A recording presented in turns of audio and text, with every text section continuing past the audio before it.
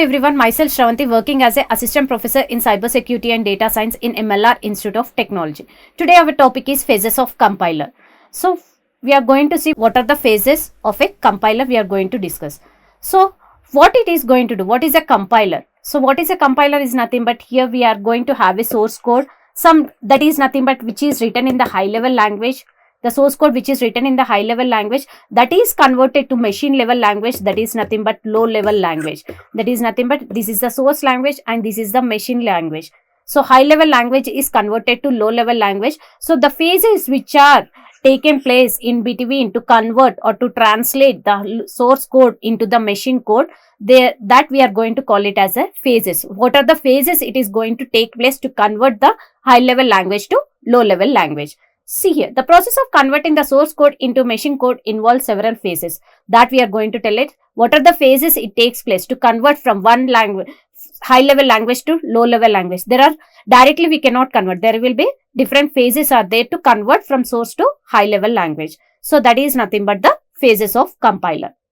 So there are 6 phases are there to convert the source code or the source program into machine code. To convert the source program into machine code, there are the 6 phases are there. After taking place all these 6 phases, then only we are going to get the machine code. The first is nothing but the high level language. High level language is nothing but which is understandable by a human and which is written in English format. Nothing but the program which we are going to write it is in high level language, that is source program. We are going to give it as input to the lexical analyzer. The lexical analyzer, what it does is, it converts it into the tokens and this is given to the syntax analyzer. It generates some tree and that tree is given to the semantic analyzer.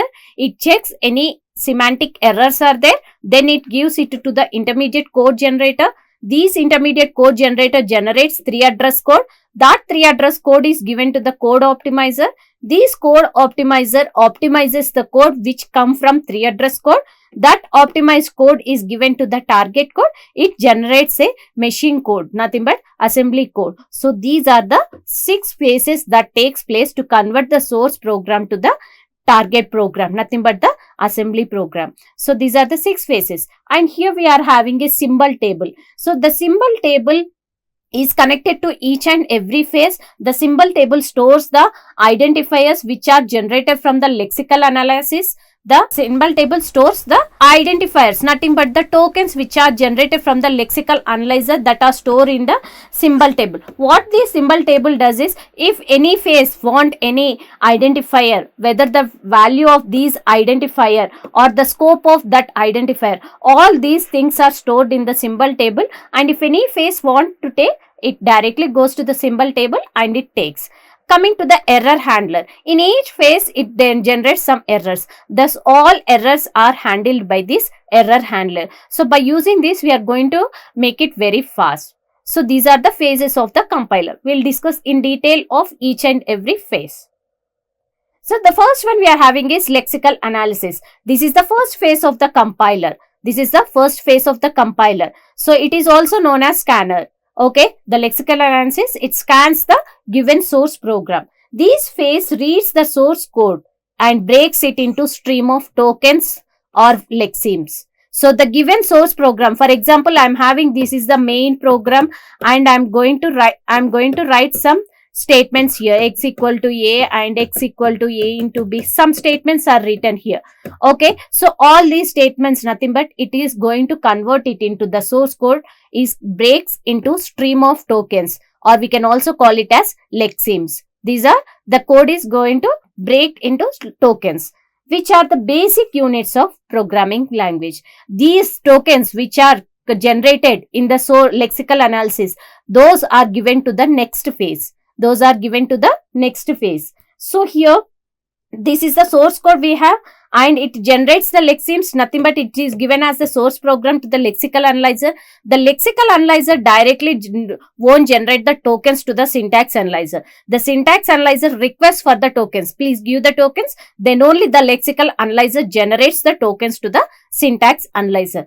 So the lexical analyzer phase is nothing but we are going to generate the tokens, nothing but the given source program, the high level language program which is written in English or any language. So that is given to the lexical analyzer. The lexical analyzer takes the source program and it breaks it into tokens or nothing but lexemes. That tokens or lexemes are generated when the syntax analyzer requests for a tokens.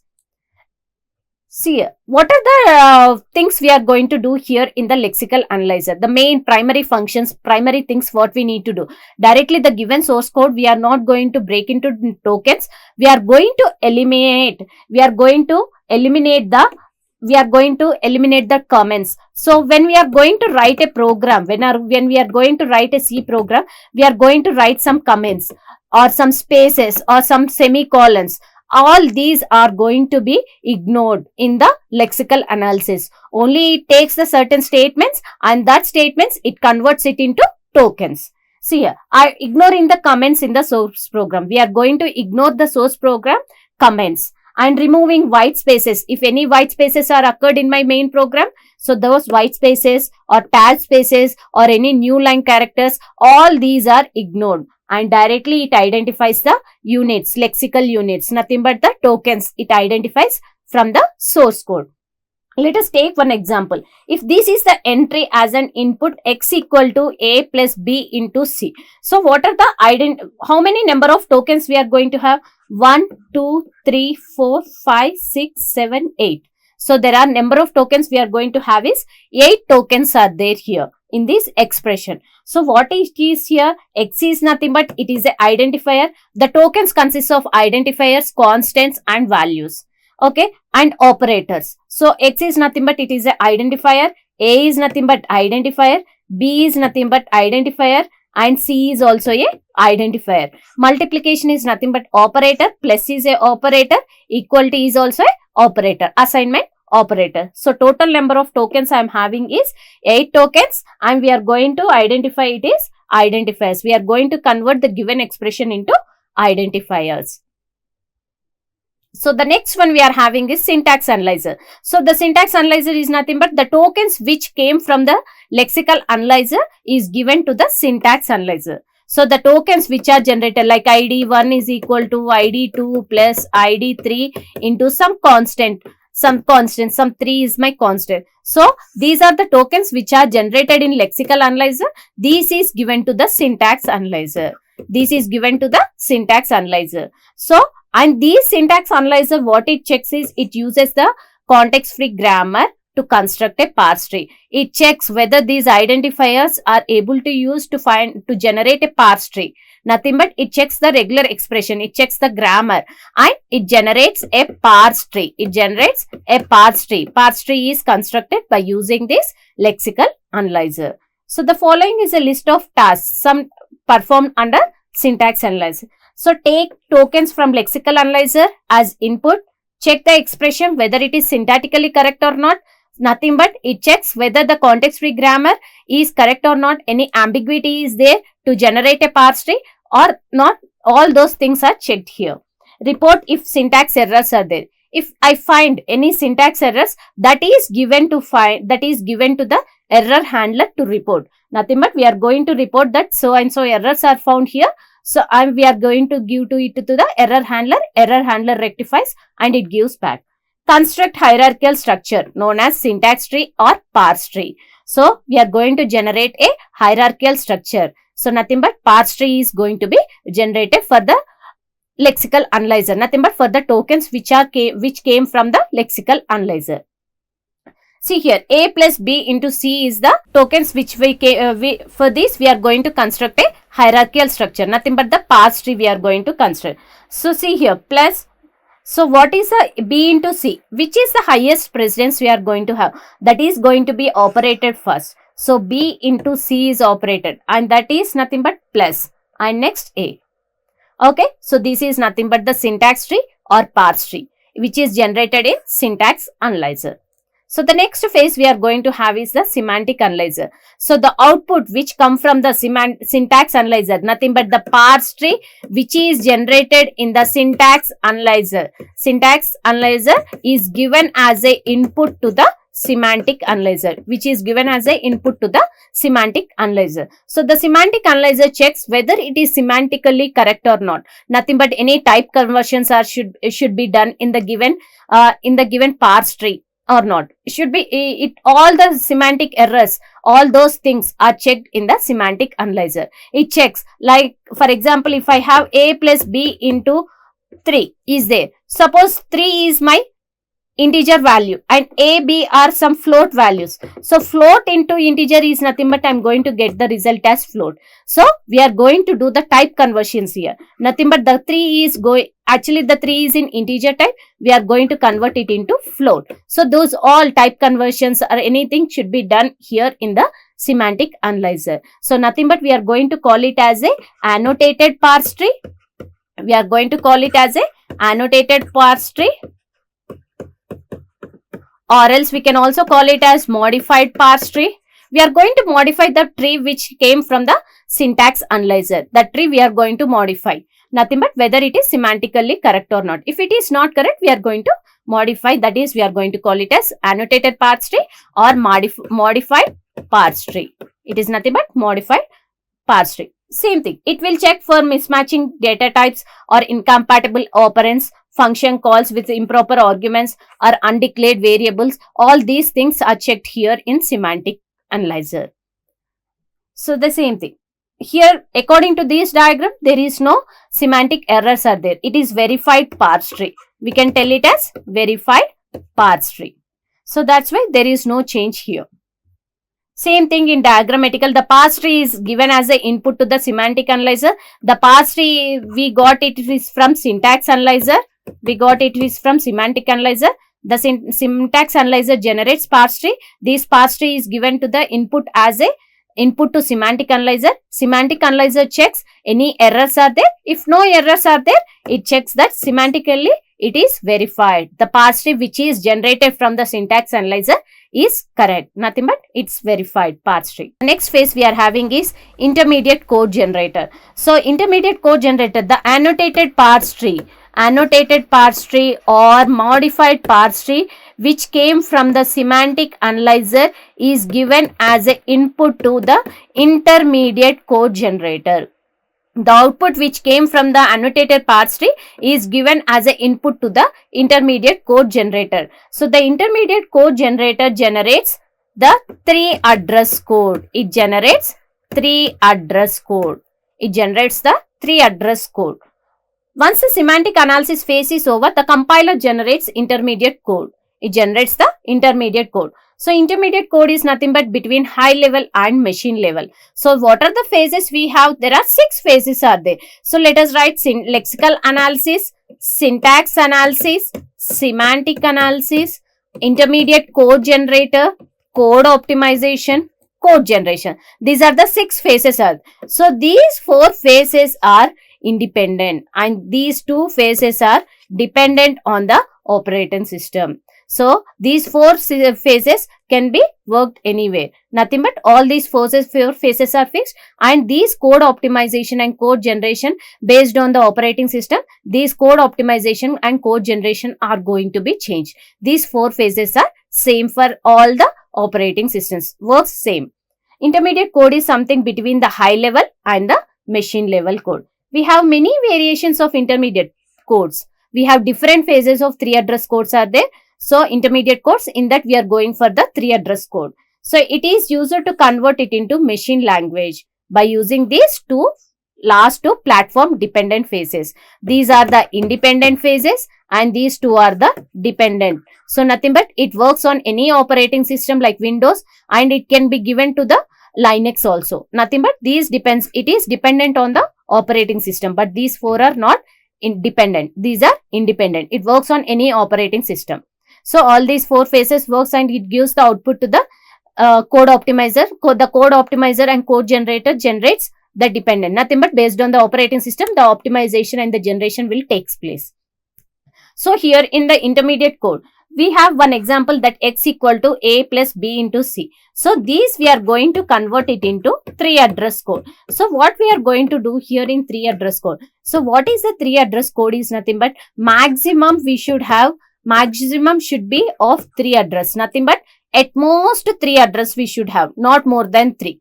Okay, not more than 3. So, and the other thing is, if we have a equal to in the operator, we should have in the right side only one operator should be there, not more than one operator. Not more than one operator. Here we should have 3 addresses, and here we should have, if I have equal to in my operator in my expression, then I should have only one operator other than equal to. Other than equal to. So let us write. So by default, the 3 address code is nothing but it is going to generate temporary variables. By default, it is going to generate temporary variables, and it will should have maximum of 3 addresses. Nothing but at most 3 address should be there here. And equal to, if I have in my expression equal to is there, then I should have only one operator. Okay. So let us write the 3 address code for this expression. X equal to A plus B into C. So let us convert the first this one. So what is the highest priority I have operator? Multiplication is the highest priority operator. So let us write temporary. Temp you can write or T1, any temporary variable. So I am writing T1 equal to B into C. So I am going to evaluate B into C, and I am going to store that in the temporary variable T1. So the next one is T2 is another temporary variable. I have A plus, where I have stored this B into C in T1. A plus T1, and this calculation is done and stored in T2. Now the result is assigned to X. Nothing but T2 is having the whole result that is assigned to X. That is assigned to X. So this is nothing but the 3 address code. This is nothing but the 3 address code. So the next one is code optimizer. The result, the output which we are getting from the 3 address code is given as a input to the code optimizer. The code optimizer, what it does is it optimizes the code. The code optimizer optimizes the code which we got from the intermediate code. So the intermediate code generator generates output as a 3 address code. This 3 address code is given to the code optimizer. The code optimizer takes the input of the 3 address code and it optimizes the code. It optimizes the code is nothing but if any same statements or if any expressions are going to be repeated, those all are going to eliminate. Nothing but we are going to remove those statements, common some expressions or any loops or any statements are repeated or any copy propagations are there. So those all are reduced in the code optimizer. Those all are reduced in the code optimizer. See, this is the output we got in the intermediate code. This is given as an input to the optimizer, code optimizer. So what it does is T1 equal to B into C, T2 equal to A plus T1. So what I can write? Directly I can write it as T1 equal to B into C. The same statement T1 equal to B into C. Instead of these statement, directly I can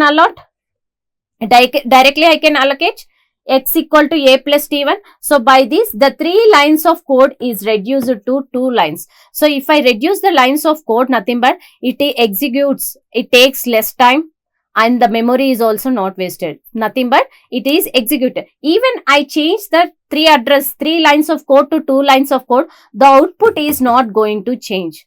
The output is not going to change. Just we are going to reduce the number of lines. That is the thing.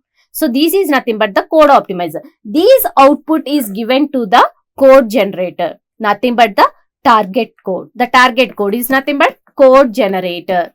Code generator. It generates output. Nothing but assembly code. So the target code generates what it generates assembly code. Nothing but machine understandable code. We are going to use registers. It is a final stage of compilation. The optimized code is converted to relocatable machine code. Nothing but .exe it is going to generate. From our previous code, we got this as the output that is given to the target code. That is given to the target code and it generates this one. See here, I am going to assign initially A is equal to R0 register, B is equal to R1 register and C equal to R2 register. So what type of operation I have? Multiplication between B and C. Between B and C. So nothing but multiplication R1, R2. R1 is assigned to B and R2 is assigned to C. Nothing but R1, R2. Next, what I am going to do? I am going to add. Here, multiplication is done between R1 and R2 and result is stored in R2. And result is stored in R2. And next, what I am having? Add R naught. A is nothing but R naught and R2. From multiplication, the result is stored in R2, that is given here. Here what it does, R naught plus R2, calculation is done, addition operation, and the result is stored in R2. That is the meaning of add R naught comma R2. It adds between these two and it stores the result in R2. And next what we are going to do, so we are going to assign the output to the X. Nothing but R2 is the, we are having the solution output, that output we are giving to it to the X. Nothing but X is the LHS, X equal to. So we are going to assign the output which is there in R2 to the X. So this is nothing but the target code. So there is one more thing, we are having symbol table and error handler. As I already told that the symbol table is nothing but it stores in the initial stage, the lexical analysis phase, it stores all the tokens which it converts, it generates, it breaks the program, source program into tokens or lexemes. All those are stored in the symbol table. Like there are different types of identifiers, identifier 1, identifier 2. What is the value of these identifier? What is the scope of these identifier? All these things are stored in the symbol table. So if any phase need these data, they can directly access from the symbol table instead of going to that particular phase. So with this we are going to execute or evaluate it very fast. Maintain throughout all the phases, all the identifier names with their types are stored here, so that it is easier for the compiler to quickly search for the identifier record and we can retrieve it easily. So that is the reason we are going to store in the symbol table. The next one is error handler. Error handler, what it does is, it is going to, in each phase we are going to get some errors. So those, all the errors are handled by error handler. Error handler. This error handler handles the errors, nothing but it detects the errors or recovers errors, or it rectifies the errors and it gives back to the particular phase. Suppose in the lexical analysis I got some errors, nothing but comment lines or mismatches, all those. It is given to the error handler. Error handler rectifies that errors and it gives back to the lexical phase. Then it moves to the syntax analysis. So again, if I got in the semantic analysis phase some errors, it generates, it gives to the error handler. Error handler rectifies or detects the errors and it gives back to the semantic analysis. Process detects it and report it to the user, making some recovery strategies. Nothing but some process it follows and it generates and implement to the handle. During this whole process, the processing time should not be slow. So that is the reason we are going to maintain this error handler. So these are the 6 phases we are going to use here. So the overview is, so to compile a C program, source program into a machine language, we are going to have these all 6 phases are there. So the lexical analyzer, what it does is, it takes the input from the source program and it generates tokens. Nothing but the source code is broke into tokens. It generates tokens. The lexical analysis generates tokens or lexemes. It generates tokens or lexemes. These tokens or lexemes is given as the input to the syntax analyzer. The syntax analyzer, what it does, it generates parse tree using some regular expressions or context-free grammar. By using that, it is going to generate syntax tree or parse tree. This parse tree is given as an input to the semantic analyzer. The semantic analyzer generates annotated parse tree. It generates annotated parse tree or modified parse tree. It generates annotated parse tree or modified parse tree. So nothing but if any corrections, it's semantically, if any errors are there, type conversions, all those are done in the semantic analyzer. So that annotated, the modified parse tree is given as an input to the intermediate code generator. The intermediate code generator generates 3 address code. It generates 3 address code, nothing but abstract language, that is given as a input to the code optimizer. The code optimizer checks the 3 address code and it optimizes the code. Nothing but unnecessary lines of data or repeated lines, common expressions which are there, anything, copy propagations. If different types of techniques are there under code optimizer, all these techniques it checks and it evaluates and it reduces the code and it gives as an input to the target code. Nothing but relocatable machine code. It is given to the target code. The target code generates assembly code, nothing but which is understandable by a machine. So these are the 6 phases. There is a symbol table. The symbol table have the connection to all the 6 phases. Initially, when the lexical analyzer generates the tokens, that tokens are given to the lexical analyzer. The lexical analyzer creates the symbol table, creates the table, and it writes each and every identifier. It stores all the identifiers, what is the value of that identifier, what is the scope of that identifier. All these are stored in this symbol table. If any phase needs that particular identifier, the value or the scope of that, it can directly go to the symbol table and it can retrieve it. So that is the use of symbol table, so that the compilation time, it takes very less time and the execution will be done very fast. Coming to the error handler. If any errors are occurred in each phase, in any phase, if any error is occurred, that is given to the error handler. Error handler will handles that errors and it recovers that errors and it gives back to that particular phase. Then only it moves to the next phase. So these are the different phases of the compiler. So then in the next class, we are going to look after the example of these phases of compiler. Thank you.